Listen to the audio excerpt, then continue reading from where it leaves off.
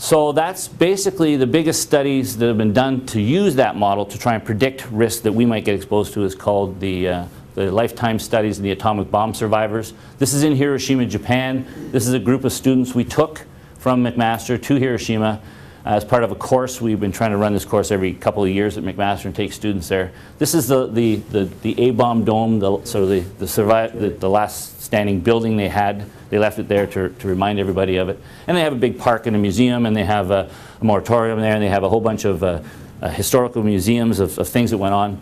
But they also have there what we call the Radiation Effects Research Foundation, RERF. And RERF was established very early after the atomic bomb was dropped to study the impacts of the atomic weapon on human health. And it's been going on ever since. It basically has been looking at all the survivors of the atomic bomb in Hiroshima, studying their health, looking at different diseases, and trying to predict from that exposure what our risk today might be from the exposures we get exposed to from occupational and medical exposures. So that's a group of students. We go there, we look at this stuff, and we work it out. Again, it is in Japan, and it started many years ago. About half the survivors are still alive that survived the atomic bomb. So we have still a large cohort of people that need to be studied.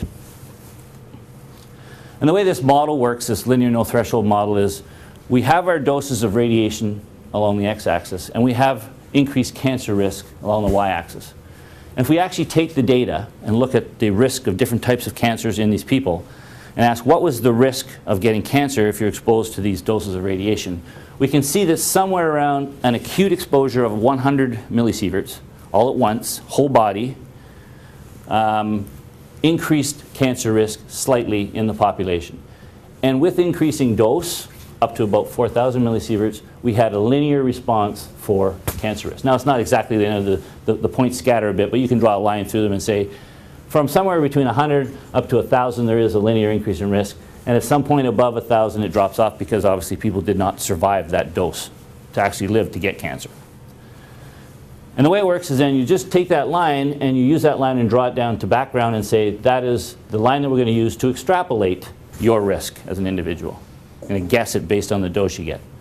So here's the log scale. So this is 10. So 1's about here. So you'd say, well, if you get exposed to 1 millisievert or 2 a year being a pilot, then your risk would probably be about this based on the scale. Okay? So that's how they do it. Is it a linear scale on?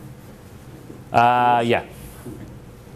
So if you're looking at, but if you look at the actual overall risk of getting cancer and things like that, you can see that some of the data doesn't fit this model. There are models that show that it goes like that. There's some kind of curvilinear line to it.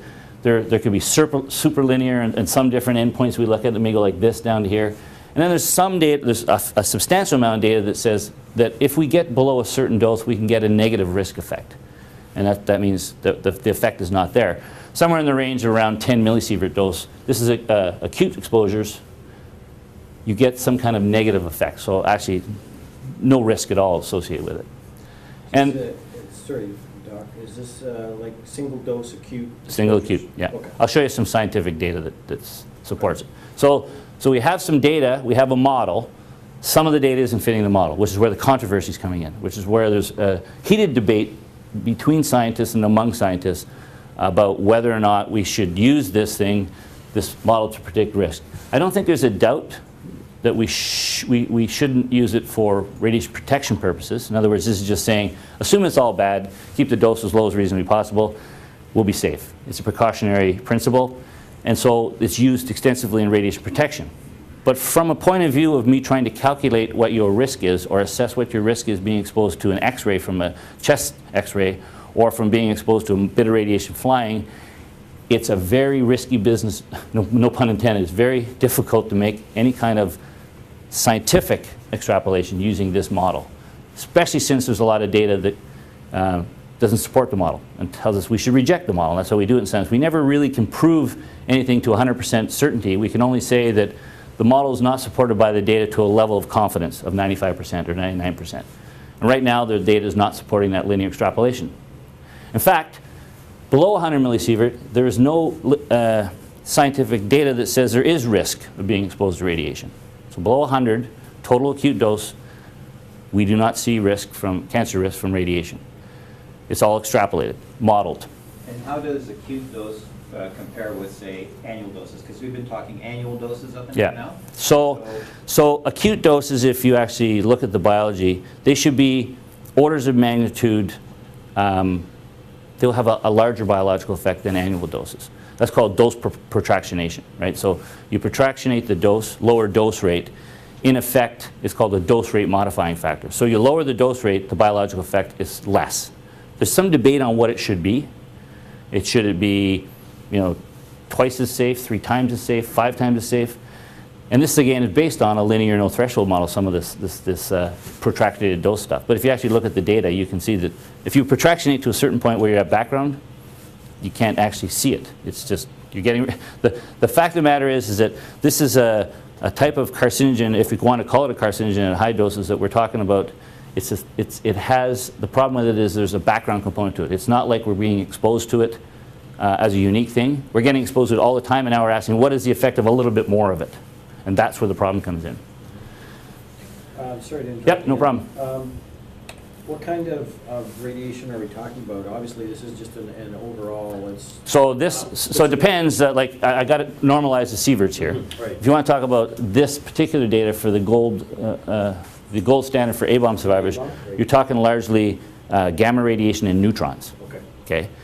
And the 2 bombs had different components of gamma radiation and neutrons, because one was made of plutonium, one was made of uranium. So they had different ratios of gamma versus neutrons. But if you add that together, you're looking at, this is the acute effect of combined mixed field radiation. Not just gamma, not just neutrons, but mix them both together and then blast every cell in your body with them all at once. Right. This dose here, this at 1,000, this dose here says that every cell in your body in an instant gets roughly 1,000 tracks of radiation through it, through its cell, through the DNA, all at once, 1,000 tracks. At a milligray, which is down here, you only get 1 per cell. So there's big differences in how cells can handle things when it's like overloading systems and managing things at high doses and low doses. So if we look at individual risk, these numbers keep changing, they keep going up, but today it seems, I think the last number I heard was that there's about a 42% chance of people getting cancer now in North America. That's going up for a number of reasons. There is not, as far as we know, an epidemic of cancer. The fact of the matter is that people are living longer. The longer you live, the higher numbers, higher probability that you have of getting cancer happens, right? That's total lifetime risk. Total lifetime risk right now. And if you look at the Canadian Cancer Institute website, that's the number they use. I think 42 is the number I've seen. And that's not deaths from cancer, that's incidence of cancer. Incidence of cancer, Some of that will yeah. be cured. Some of that we cured. That number varies about the cancer, because cancer is a complicated disease. Many different types of cancers, different types of disease. Cure rates are different. Prostate has a very high success rate. Pancreatic cancer doesn't. Breast cancer has high. Ovarian doesn't. So you put everything into the pot again. That's your chance to get in. I think this point I'm going to make is that number probably doesn't mean too much. Well, it does. It's the fact of the matter is we're living longer. The chances of getting cancer, the longer we live, goes up. Like to say, if you're a guy with cancer, it means a lot. It means a lot, yeah. In fact, it does. But I guess from a statistical point of view, it applies to these people. And these are my people I get off the internet. They're the average faces of a male and a female. There's about 1,000 faces averaged together there. So it's an average person. Never born, will never die. But that's sort of the risk of them getting cancer. Some people argue that there's a 0% chance of getting cancer or a 100% chance based on your genetics and based on your environment. So, but on average, these numbers apply. So that's where the LNT model comes in, right? It doesn't take into account anything, just radiation dose. That's all. So it's this and numbers like average numbers. These people, if they get exposed to 1,000 millisieverts, we know from the A-bomb data survivor, atomic bomb survivor data, that their risk goes up 5%. These average people, they get exposed to 1,000 millisieverts based on the A-bomb survivors, the risk goes up 5%. What does that mean? That means 1 person in 20 that gets exposed to this big dose of radiation may develop another cancer. It's already a risk of 40%. The other thing I like to point out is we always like to talk about the 1 in 20. It means that if you get exposed to 1,000 millisieverts, that's way more than we get occupationally, that 19 out of 20 people won't get cancer. So look at the other side. 19 out of 20 won't. All right, so let's talk about maybe some occupation exposures. The model simply just does the calculation. It says 0.05% at 10 millisieverts. And if you went to 1, it'd be 0.005%, right? It's a linear calculation. That means that 1 in 2,000 people that get exposed to 10 millisieverts, which is roughly a CT scan, might get a cancer, or 40% to 0.04. So this is how the model does the calculations. And when you start thinking about it, it's kind of hard to understand how this might make any sense, to me anyways, from a biological point of view. Nonetheless, that's the risk we say. But again, a single CT scans means 1,999 people will not get cancer from it. That's the other side, the other way of looking at it. But if you're the one person, that's what everyone worries about. So again now, and here's the other problem we have with this model is that it's based largely on atomic bomb survivor data. Atomic bomb survivors survived in 1945 in Japan. They're from Japan, so they had a different genetic background, different ethnic background. They lived in a different place. Their environment was different. They had different food. Even compared to today, things were way different back then in 1945 in Japan. You can imagine during a war about nutrition and medical care and health care and stuff like that. But let's just look today at what our average risks are between two genetically distinct populations, North American females, Asian females, and two environmentally different populations, North America and Asia. So different genetic background, different environment. If you just look at the cancer risks today of the two most prevalent ones, or two prevalent ones, you have that. We know breast cancer in North American females is relatively high, and we know that stomach cancer is very low. And it's the opposite actually in Japan. So the question is, well, they're different genetically and they're different environmentally, what is the impact? Well, we know for certain that both play a big role in this. But one of the experiments you can do is just have a look at what happens when people from North America live in Asia, and when Asian ethnic background people live in North America, and ask what happens to those two cancer risks, right? And that experiment, you can just do this, and you see what happens is the cancer's sort of, the probability of getting it changes. So we haven't done anything here. We haven't changed radiation exposure. We haven't done anything different other than just have them live in a different place, eat different food, breathe different air, whatever it takes. But it changes cancer risk. So we know that there's these big genetic and environmental impacts on just the general risk in the population alone of cancer. And then we try and take the LNT model and say, well, does radiation, can we say that a little bit of radiation will have a bigger impact than these things here? And I think we're learning that because of all the data that's coming out today, then in fact it's going to be very difficult to actually be able to predict risk based on a model that is very simple and linear. So I'll talk real quick about this. We know that high doses are bad for you. You get too much of anything, including radiation, is going to cause genetic effects. And classic examples we have is we treated children that had this fungus on their head that they called ringworm with big doses of radiation to the head, and they subsequently developed brain tumors, which is unfortunate. We also know that women that painted the radium dials on clocks and aircraft instrumentation for the Second World War ingested a lot of this stuff because of the practice of putting the paintbrush into the radium paint, painting the number, and then dipping it in their mouth. And painting the numbers, dipping it in their mouth, making the tip sharp so they could paint these numbers on, and people started getting bone cancer because radium acts like calcium in our body, goes to our bones, causes bone cancer. So right away, this is sort of the first example, in my opinion, where health physics radiation protection worked. They went in and said, stop putting the paintbrush in your mouth, and cancer stopped. It wasn't external, it was all internal stuff. So it's a good example of how if you tell people to stop doing things, and this is a clock I got off the internet for 15 bucks. You can still buy them. This is a radium dial clock. It glows in the dark. It has radium on it. It'll glow in the dark for as long as I have it. And I'll just show you. It's so you can see the radiation coming off of it. They painted a lot of the aircraft instrumentation in the Second World War with this stuff, and they say that there's some runways in Britain where the people that were training ended up going off the end of the runway and plummeting into the water. There's a lot of this stuff at the bottom of the ocean down there, so it's a bit contaminated. One thing else I didn't show you while I got a chance here is there's some other natural stuff, like I was talking about natural radiation, and this is a plate that has uranium oxide coating on it. The uranium actually gives it this nice orange color when you put it into a ceramic.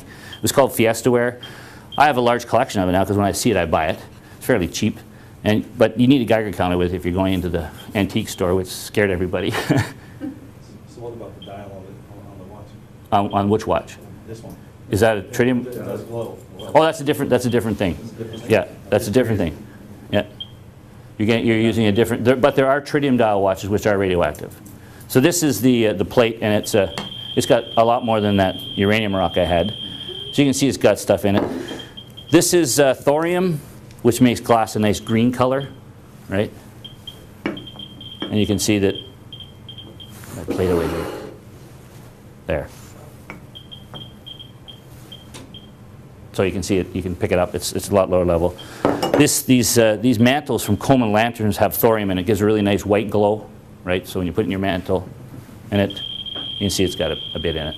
So, and then the last thing I have is a little chip out of a smoke detector, which is americium-241. That's in your smoke detector, and that's got a lot of radioactivity coming off it too. So there's all these things we have in our house.